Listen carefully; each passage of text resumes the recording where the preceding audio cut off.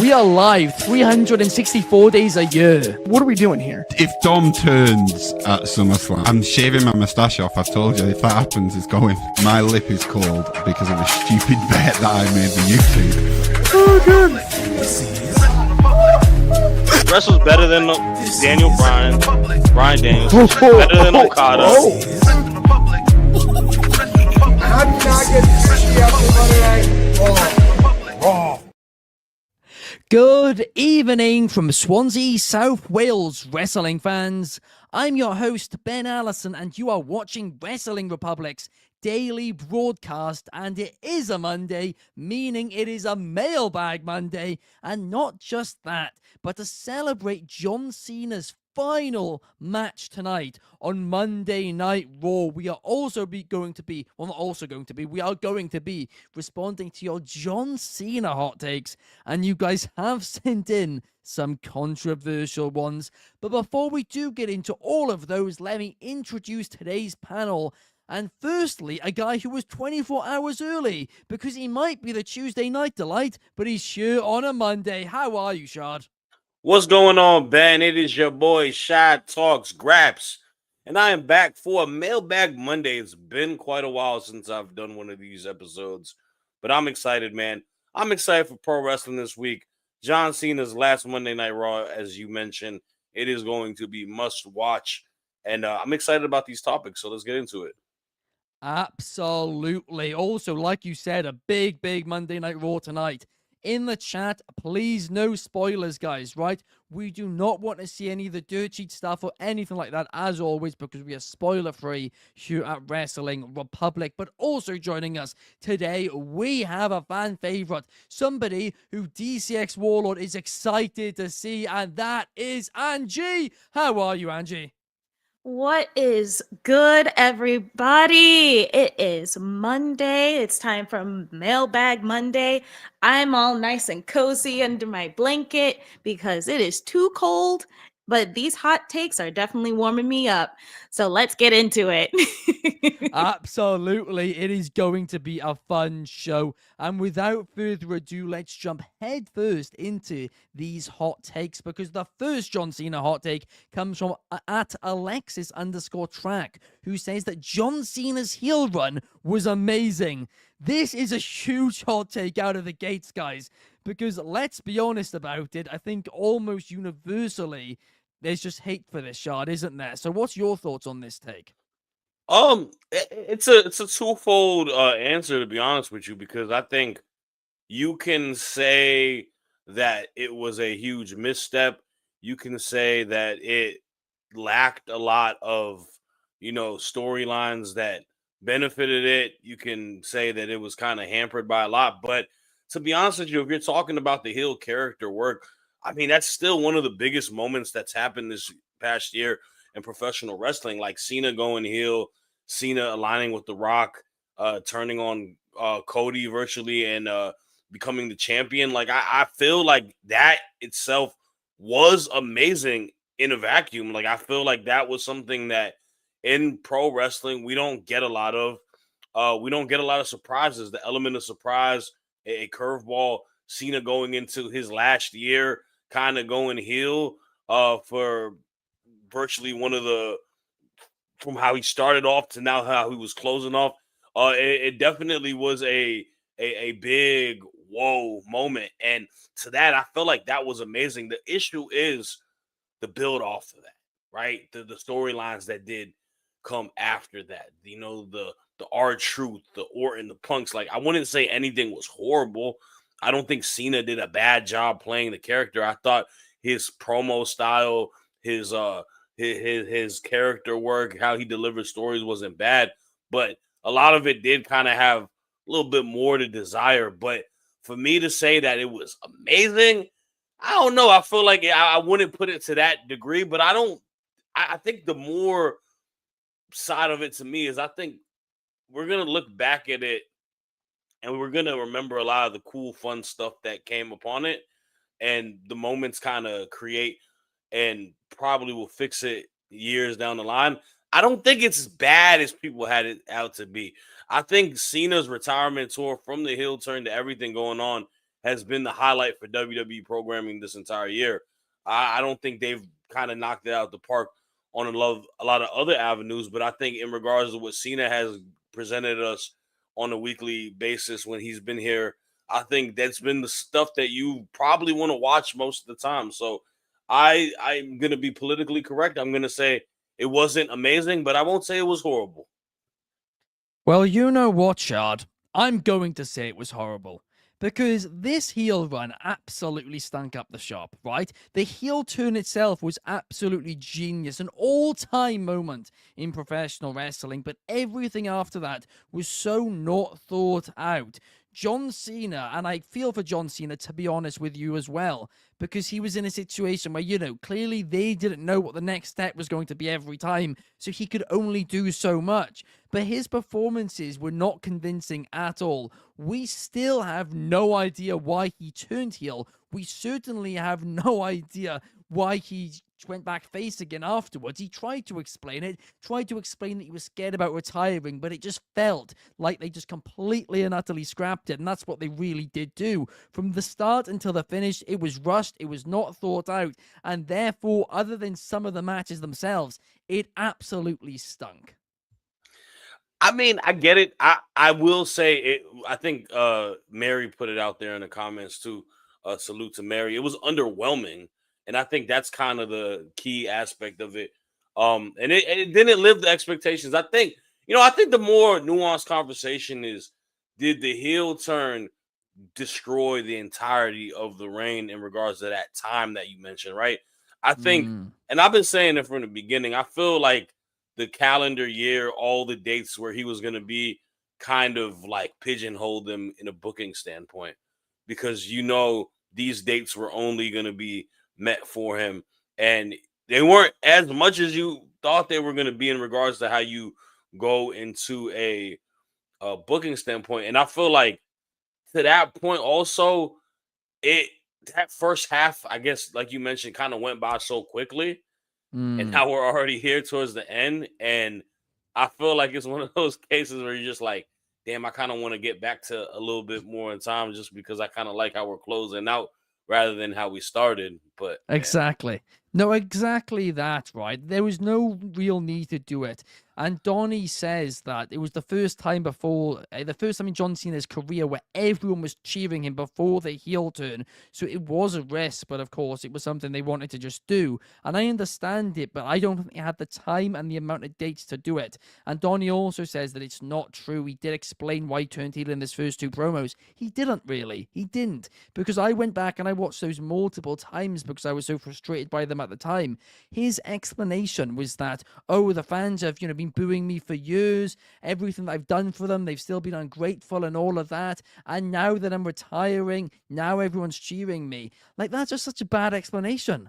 Like, why didn't you turn heel when they were booing you week in and week out then? Why did you go away for a few years? Everybody's then cheering you and then you turn heel. It makes no sense. It would have made sense if it was a few years earlier, but it wasn't. It was lazy. They went for the only idea they had. They should have done something. They should have linked it to The Rock. They should have explained how Cena in that moment knew to turn heel, because we've still not acknowledged that. The Rock gave a signal. How did Cena know about that signal? How was The Rock sure that Cody wasn't going to turn heel? And it's just flaws from all of it, right? And they could have, based on that heel turn, if they executed it better from there, it could have worked, but it didn't work, at least in my opinion. The element of The Rock and obviously Mr. Travis Scott being part of it kind of did hamper the storyline aspect of it, though, because I mean, those two weren't visibly shown after that moment in time. And if you don't have the big figure piece to the story to be told, then what is the story to be told? I feel like that is it's tough, man. I don't know who to blame on that. I don't know if it's an aspect of like the WWE and TKO's partnership wants these stars to like create these big moments and make it feel very box office, or if it was just a situation where like like I feel like that's like a budding thing between creative and between maybe like it's kind of like in sports, like an ownership of an owner wants you to sign a star player, but the general manager and coaches are just like, nah, we got these guys that kind of fit the mold of the game plan. It kind of put them in a tough situation because as a booker, how do you explain when the people are not there no more? You know what I'm saying? It's like you lose No, an it is actor difficult. like halfway into a series, you know? That is a good point. But Angie, me and Shad are on the same page about this. But what is your thoughts? So I kind of agree with this a little bit, but I I feel like the follow through could have been a lot better. I think honestly, I think the build up for it worked pretty well. I love the fact that it kind of when he was doing his first few promos and everything, it kind of gave to the whole rise above hate angle. If you remember that one, which is one of the reasons why I'm a little upset that Zack Ryder didn't, anyway, that's a different topic. But because of that those promos, it kind of made me think about the rise above hate angle that was going on with him and the and Kane, and with the fact that like that frustrating feeling, he held on to the idea of him holding on to that the entire time and just being like, you know what, all of that time that I was doing my best, and then just all of you decide, oh, now you want to hear me. Now you want to be on my side now. Now, because of the fact I'm retiring, now I get your support. Where was your support then? It's like I loved the idea. Like I was enjoying the heel run for a little bit, and then it just kind of crumbled. It just went away, like gone, just like other ones, like them having like this nice buildup, that exclamation point in the beginning, and then they do nothing with it. It's like, oh, our stuff is done, like they don't care about it anymore, but we do. That's why I'm frustrated about it. But like the build up to it was perfectly fine, but the fact that it just kind of gone, I think that's where I would say that it became just kind of like another thought in the wind. No, that's interesting. And we do have some people in the comments as well agreeing with you and agreeing with Donnie about the initial promo and the explanation given Mhm. was justified. And you were saying it as well. But I don't know. I always say this about wrestling, Angie, that I feel like you need to have your disbelief suspended, basically, right? And whenever I Mm. was watching John Cena as a fan during this run when he was a heel, I felt this feels fake to me. This doesn't feel real. I can't understand how he's gone from one extreme to the other based on what he has said. It didn't feel convincing. Whereas other people, when they turn heel, like you can buy into it, right? I'll use Ciampa as an example with Gargano. The way which they explained that and the way which it was all done, like you understood it.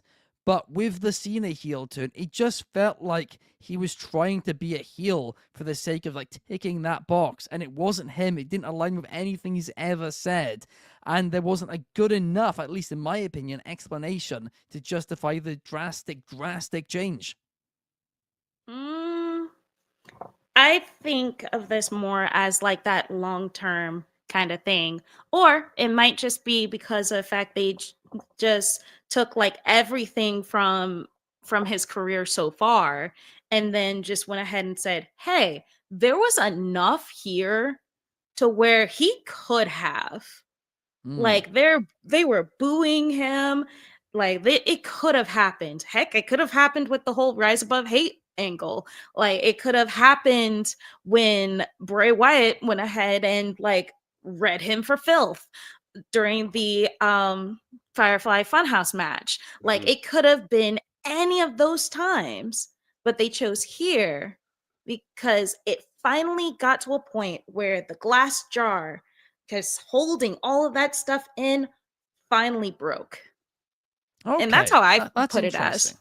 Mhm. That is interesting. And to be honest as well, the biggest thing was kind of frustrated me was when he turned back face, the way that was done.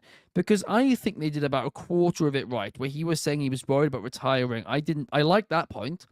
But the big point, which I think he should have touched upon, and the fact that he didn't touch upon it, and this would have made the heel turn make way more sense if they did, was he should have said, before I turned heel, I hadn't won a match. I hadn't won a singles match in what was, I think, 8 years. Like, he couldn't About do 8 it. years. He could not win when he was being a good guy. And he had one more year. He came back. He thought it was all going to go well. He got eliminated from the Royal Rumble. And he was like, shoot, what do I do now? And I think that should have been like the big justification for the heel turn of. He was worried that he couldn't, make that final year live up to what he wanted it to be. And he felt that he'd have to break the rules to do it. But I just don't think that's the story also they told during the turn. But I wish it was. I really do. I wish there was a lot man. more put. Oh, sorry. No, go Sorry, ahead. Shad. Go ahead. No, the floor is yours. Go ahead.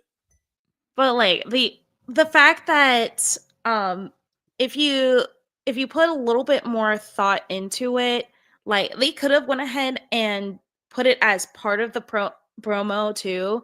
Like as soon as they went ahead and did like the video packaging for it, they could have went ahead and put more of those times in there, more of those Exactly. times of him failing, all of those times of him being booed, like more of it. Let it fester.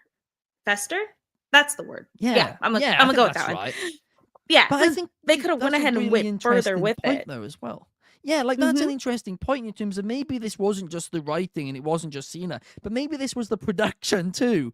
Because maybe if they gave us promo packages where they're not necessarily, we don't have John Cena telling us that he's turned heel because he's lost, because obviously you can't do that.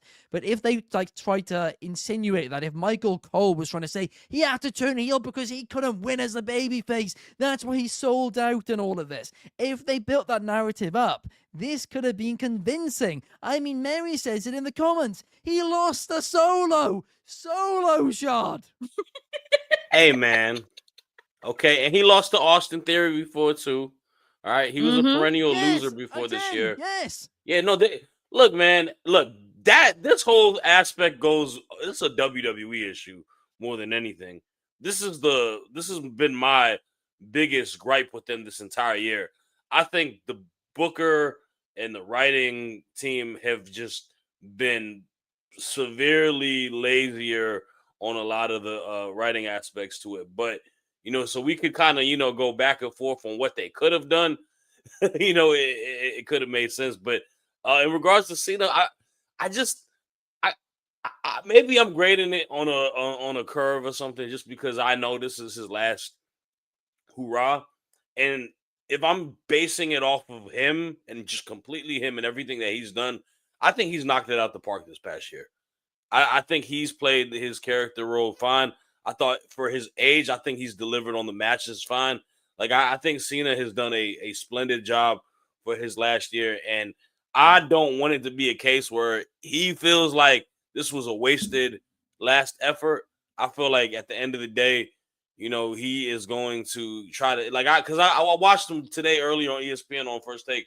He said something like he said wrestling is at the best place it's ever been, and that's why I have to walk away.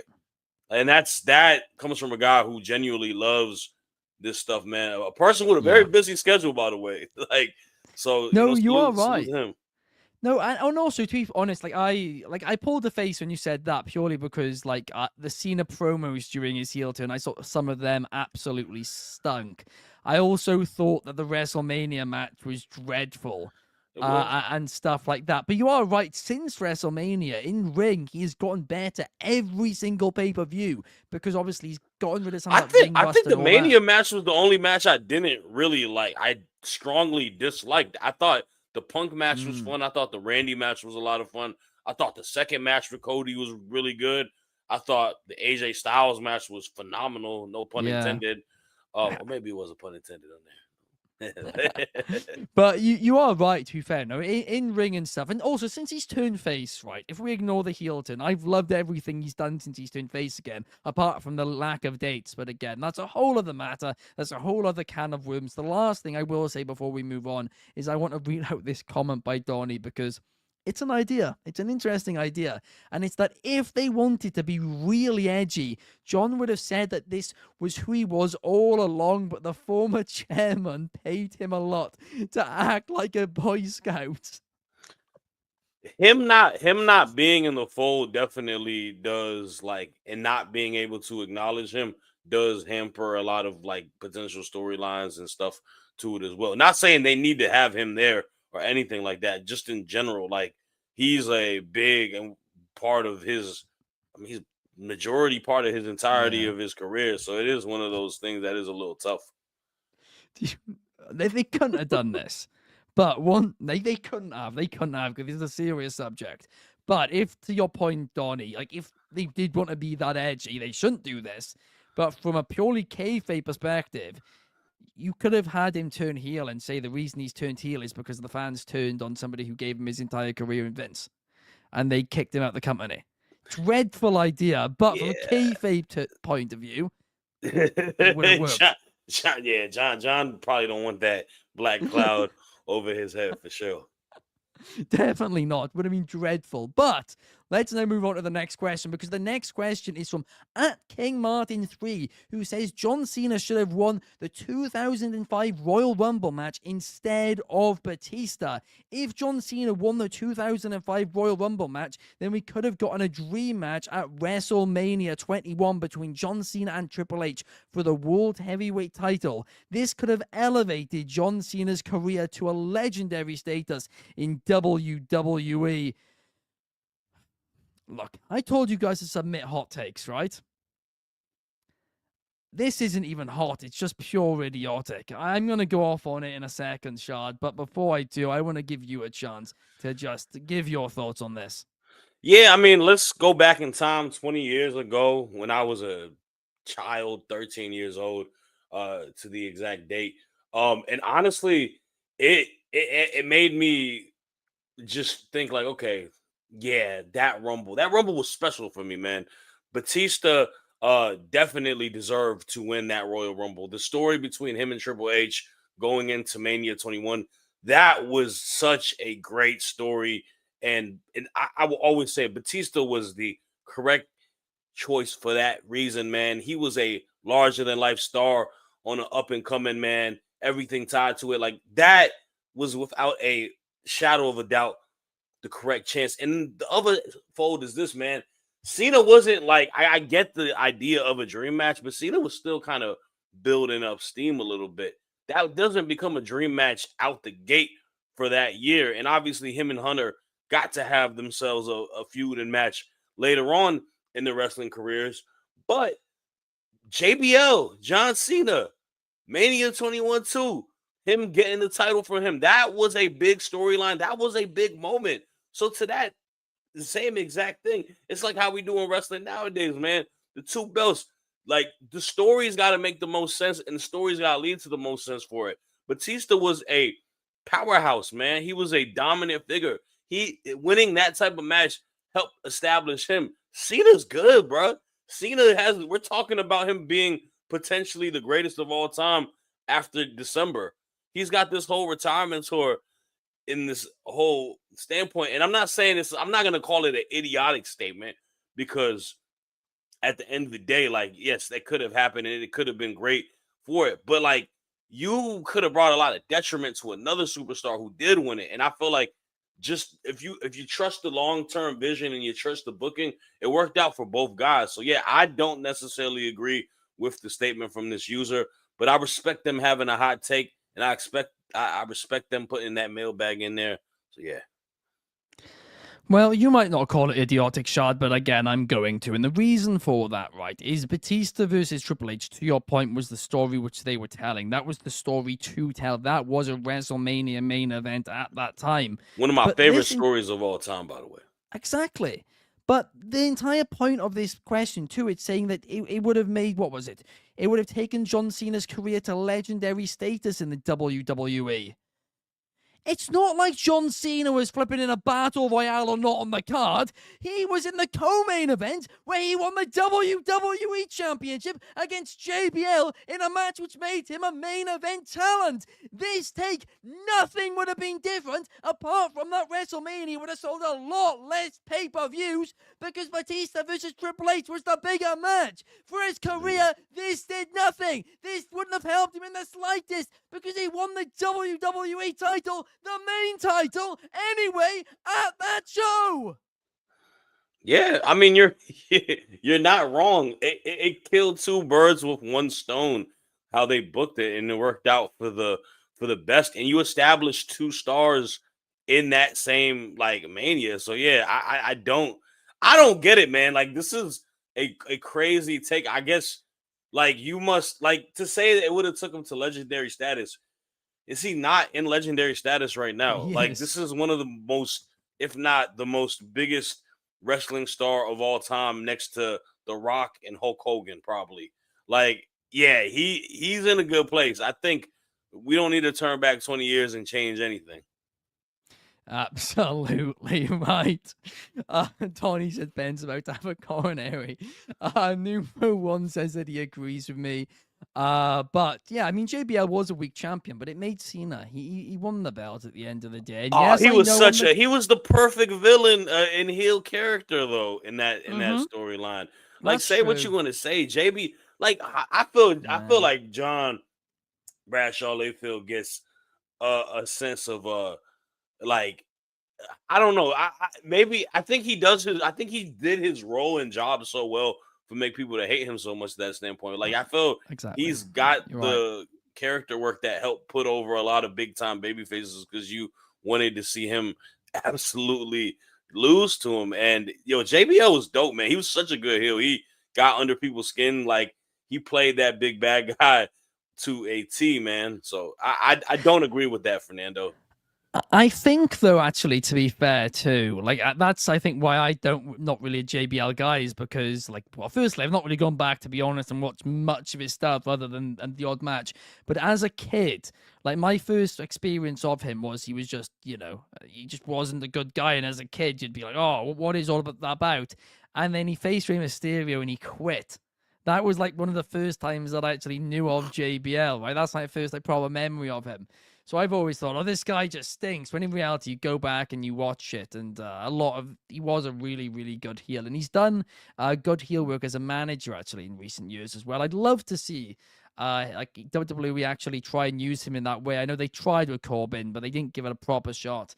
But I'd be very interested in seeing that. But next question is from Charlie Evans, 355, who says that John Cena should have had the Undisputed Championship until the end of the year. Now, this was something which I was saying at the time, where if they were going to tell the story which they were telling with the dates ticking down with Cena with the title, then it should have gone to the end.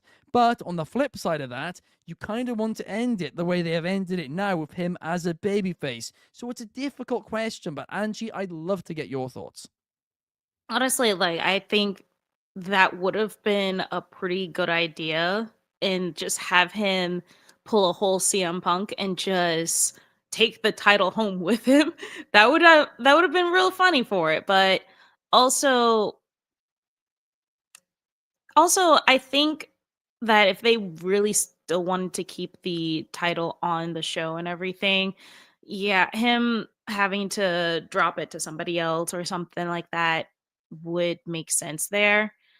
I still have the theory of he could have that heel moment one more time. Okay, hear me out on this. Really? Hear me out on this. Wait. Hear me out. Hear me out. Because, like we were talking about earlier, like it just kind of went away, right? Imagine all of this was just for show. All of it was just for show. And then we get to the match. We get to that final match. And the final match ends in DQ because Cena causes a low blow. And then he takes the mic and says, looking straight down the camera, "I told you I would ruin wrestling for you." And then walks away, never to be seen again. Could you imagine? Could you imagine the absolute horror on people's faces? Go through this entire tournament, going through all of this, just for him to do that. I know it sounds far-fetched, but could you imagine that that's the way they decide to end his career? There was With a low blow, and then that's it. That's the there was a clip on Unreal where Triple H said, Triple H said to John Cena that he hopes he does his career justice with this. And John Cena says, it would have to be pretty, bad to mess up 25 years. That might just do it. Like, could you imagine that's the way he decides that he's going to pull this? Like, imagine everyone's faces. It would be the streak ending. It would be all of those faces one more time. Could you imagine just the shocked faces of, that's it? I think WWE would end immediately. I think everybody would universally boycott the company. I think overnight TKO shares might just crash. He might cause the entire market crash, which is like people are predicting and stuff. It might cause that. Everyone thought it was going to be AI. No, it's John Cena winning his final match with a low blow. But the one thing that I would say is this, right? Look, if you were seriously going to take this story to the end and have him be a heel the entire time and count down the days, what I would have done is I would have had him take it to the final day, the final date as WWE champion, as a heel, the opposite of the CM Punk story, and do it against Punk one more time. And at that point, you think Cena's going to escape with the title, but Punk beats him, and that's the end of it. But then Cody or somebody else, I don't know, somebody persuades John Cena that shouldn't be how you should go out, and then they do the idea which a lot of people had of him not really retiring in December but instead retiring at WrestleMania 42. And then it would also make sense why he went back to Vegas, and this time he could do it all right. So he'd have his one song as a babyface. That's the one way I think you could have done it where it could have worked. But again, it would have been difficult. And I think everybody kind of does just want John Cena to go out in a way where we can all cheer him and have a celebration one more time and see a few dream matches like we have seen over the last few months. But up next, we got the final question of the day. And this is from BVND Ick, who says, Cena is not the GOAT. Tell me a time when he had the crowd eating out of his hand like prime Stone Cold and prime Flair. He was booed 90% of his career until people started cheering the last few years. Shad, I saw the look on your face then. What do you think? He's right. He's not the GOAT. He ain't the greatest of all time. John Cena, look, he ain't the greatest of all time. Maybe by virtue of like popularity and all that. He's the greatest notable person in WWE standards of all time. But they're not wrong. Y'all read the quote right there. The quote is right below me, right there. He ain't on a level of like if we're talking about, okay, if it's off of being, time and lasting in this company for the longest and all those accolades, sure, he can be the greatest of all time. But if we're talking about peaks, he ain't touching no Stone Cold Steve Austin peak. He ain't touching no Shawn Michaels peak. Like, nah, man. Like, y'all, look, I know I'm the bad guy here. It's his last hurrah. I'm excited to see his last match in the great city of Washington, D.C., but he ain't the greatest of all time off of that standpoint, bro. Like, Shawn Michaels is the greatest wrestler of all time. In-ring ability, showmanship, the swagger, the character work, storytelling. Michaels is the greatest of all time. He can't rock. He can't. Nah, man. We not having that. And he's not better than Stone Cold Steve Austin. Stone Cold Steve Austin is better than him by virtue in all aspects as well. The only thing that didn't work for Austin is, unfortunately, his career got cut short due to injury. But I would take those two over John Cena 9 times out of 10. I would take a lot of other people over him too. And y'all not ready to have that conversation as well. Like he's just not my GOAT. He's the most popular wrestler of all time, possibly. He's got the accolades, but he doesn't, fulfill the GOAT status to me because I've never loved Cena's. Like, I found his babyface character work mad corny, mad cheesy. Like, it's just not for me, but that's okay. If you asking who I think the GOAT is, it's not him. And yeah, and you keep crying. You got Marcus Mariota keep losing y'all games. Get out of here, boy. And you isn't happy at all. But there is an interesting point here. Well, and neither does Davis. Davis is in the chat saying Mania 21, Mania 20, he carried WWE at its lowest. And not only that, but Donnie says getting your career cut short matters. John worked to stay healthy. For sure, your best ability is your availability. Okay, by virtue, yes, he is the greatest WWE superstar of all time. Yeah, he can get those accolades. But when it comes to all aspects of a professional wrestler, I don't think he can mess with a Shawn Michaels or a Stone Cold Steve Austin when it comes to fulfilling all the especially Shawn Michaels, bro. Like Shawn Michaels is the one I agree with. I agree with that. But this comment, this is the specific part I disagree with. Austin better than him too. Come on, stop. He says, tell me a time when he had the crowd eating out of his hand, like Prime Stone Cold and Prime Flair, right? John Cena had the crowd eating out of his hand more than Stone Cold did throughout his career. Stone Cold had the crowd for what, 4 or 5 years eating out of his hand? John Cena's segments, whether you hate him or you don't or you love him, whatever, he's had the crowd the loudest of Stone the Cold night, Steve Austin literally out changed the dynamic of professional wrestling years. for WWE, bro. He He got did for WWE 5 back years. on the Cena's map. done it for 20. He got bit. Cena has Austin is the person that brought the pendulum back in the WWE's ballpark and helped eliminate the competition, Yes, bro. but What are that's you not what talking the about? question says. Cena has The had question the says, tell me a easiest time. route. Who has Cena had to compete with in the aspect of pro wrestling, bro? Like the WWE has been the only key figurehead for the entirety of his career. He's not had to compete with nothing. But you can make the argument that's harder because we've seen business is better for WWE when they do have competition. And he had a time where, let's face it, the industry was in a wrestling bit of is a quiet hotter right period. now. He made it hot. He did not. He carried the company. What he did in his control, he did. But anyway, that's enough about what we think. Angie, I want to get your take on this because I heard what you said when Shad said his opening statement. You said what? I want to find out what your thoughts are. I'm going to be very honest. I thought I muted my mic. And then I realized, oh crap. But I'd have to disagree because there were plenty of times where Cena has had the whole arena just up there. I can't remember which Royal Rumble it was, but he came in number 30. Like I think he came back from injury.